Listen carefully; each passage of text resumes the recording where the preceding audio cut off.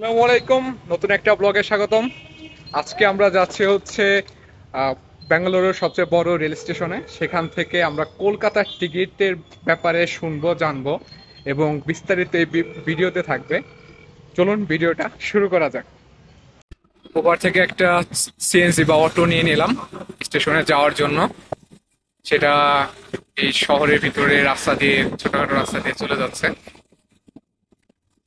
তো গাইজ, আমি আগে টিকটক করতাম, এখন টিকটক সাইডে কাম করি। এখন আমি যে আইডি টিকটক করতাম, এই আইডিতে আমার বড় ভাই টিকটক করবে। এখন আপনারা বেশি করে ওকে সাপোর্ট করবেন। ইন্ডিয়ার বেঙ্গালোরের সবচেয়ে থেকে মজার যে বিষয়টা, আমি সবসময় শুনে আসছি যে ইন্ডিয়া নাকি চোর বাটপারে ভরা, বাট বেঙ্গালোরের বিষয়টা সম্পূর্ণ আলাদা। এই যে এত বাইক, অ্যাভেলেবল বাইক, যে পাশে যায় অ্যাভেলেবল বাইক। যে এই বেঙ্গালোরে একটা মজার বিষয় হচ্ছে যে একটা চার দোকান করে তারও একটা বাইক আছে, এবং অ্যাভেলেবল বাইক রাস্তার কিনারে ঘাটে মাঠে পড়ে আছে বিভিন্ন অবস্থায়, কিন্তু একটা চোরও নাই। যদি বাংলাদেশের মতো আমি 100% বলতে পারি, যদি একটা চোরও থাকতো তাহলে কি হইতো, একটা নাট বল্টু থাকতো না, বাইক তো তুলিস্তান। এই যে দেখছেন বাইক গুলা পড়ে আছে, জম পড়ে গেছে ভাই, কিন্তু একটা চোর ওটা হাতে ধরতেছে না। বেঙ্গালোরের সবচেয়ে থেকে মজার বিষয় হলো এটা। আরেকটা যেটা ব্যাপার,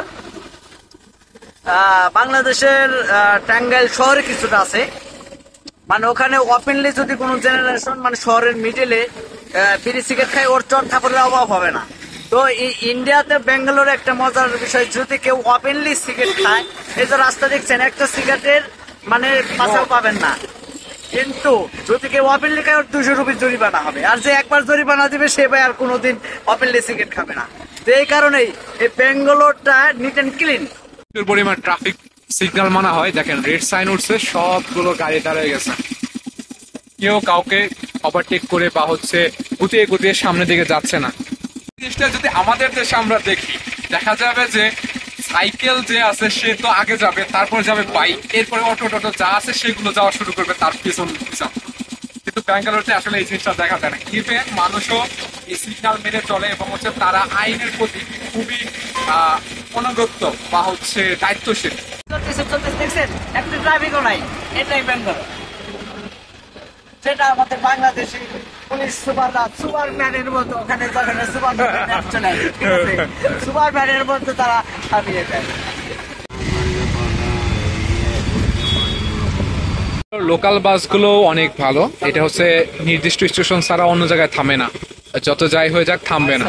আপনাকে যদি উঠতে হয় সেই নির্দিষ্ট স্টেশনে যাই উঠতে হবে, অন্য জায়গা থেকে আপনাকে উঠতে দিবে না। আমরা প্রায় চলে আসছি।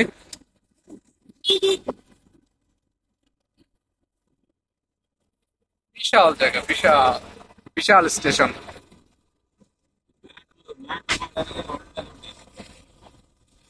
आपको हिंदी आती है?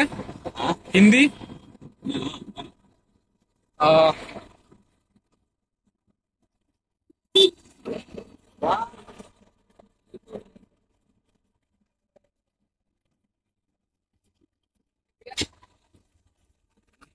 ভারতের ফ্ল্যাগ গেছি স্টেশনের প্রথম অংশে বা এন্ট্রি সাইডে।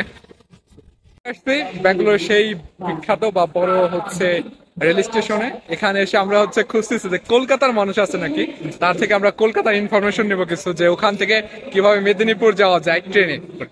এখন এর জন্য আমরা খুঁজতেছি। স্টেশনটা অনেক বিশাল, ওপাশে আরো অনেকগুলো সারির লাইন আছে, এখনো ট্রেন অপেক্ষমান রয়েছে। এখান থেকে অনেক দূর দূরান্ত পর্যন্ত ট্রেন চলে যায়। চাচার সাথে কথা বললাম, ওই চাচা আসামের। তো উনি আমাদের বললো যে এখান থেকে কোথায় কোথায় যায়, কিন্তু মেদিনীপুরের সরাসরি এখান থেকে কোনো ট্রেন নাই। আর উনি বললো যে জামালপুরের কথা, যে ওনার নাকি বাপদাদারা কেউ পূর্বপুরুষ কেউ জামালপুরে আছে, বাট তার এখনো সৌভাগ্য হয় নাই জামালপুরে যাওয়া।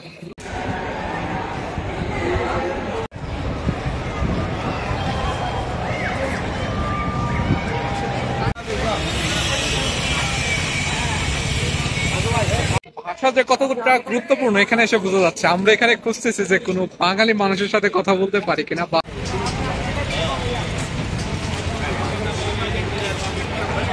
জায়গাটা জাস্ট দেখা হলো, এখান থেকে আমরা বেশি কোনো ইনফরমেশন পাইলাম না। বাট স্টেশনটা কত দূর বা কিরকম স্টেশন, কোথায় থেকে টিকিট কাটে, এই জিনিসগুলো দেখা হইলো। এর মাধ্যমে এই ভিডিওটা শেষ হচ্ছে। দেখা হবে নতুন কোনো ভিডিওতে, ততদিন ভালো থাকবেন, সুস্থ থাকবেন, আল্লাহ হাফেজ।